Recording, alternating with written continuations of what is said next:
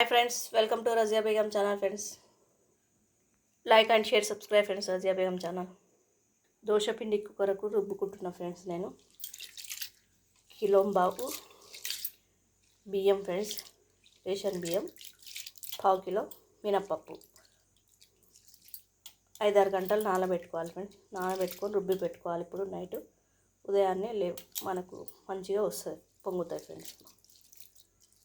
పిండి మంచిగా పొంగుతుంది. దీంట్లో కొంచెం మెంతులు కూడా వేసుకున్నాం ఫ్రెండ్స్. చూడండి ఫ్రెండ్స్ ఎలా రుబ్బుతాను.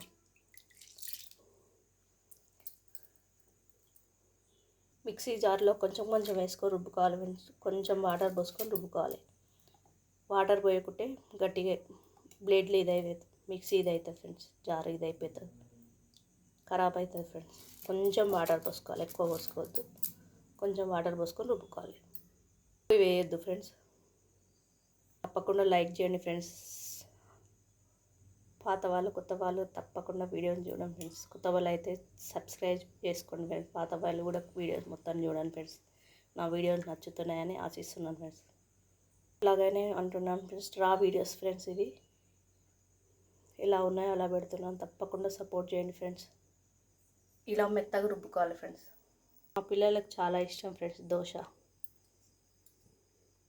నేను ఒక 3-4 రోజులకు సరిపడా రుబ్బి పెట్టుకుంటాను ఫ్రెండ్స్. ఎప్పుడైనా ఒక కిలో నానబెట్టుకుంటాను. మినపప్పు ఒక పావు కిలో వేస్తాను.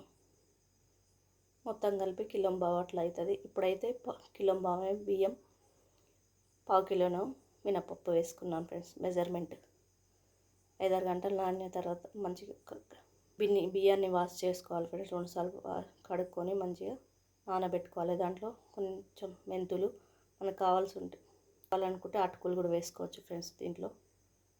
అలాగే సగ్గు బియ్యం కూడా యాడ్ చేసుకోవచ్చు.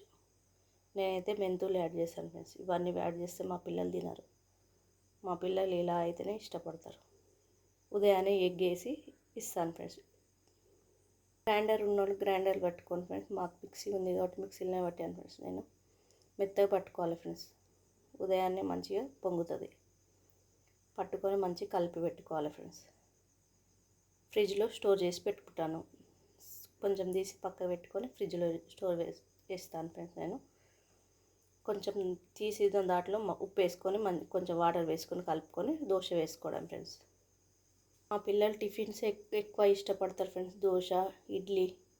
దోశ చాలా ఇష్టం ఫ్రెండ్స్. మ్యాగీ కానీ నేను చేసి పెట్టాను వాళ్ళకు. హెల్తీ కాదు కదా ఫ్రెండ్స్ అది.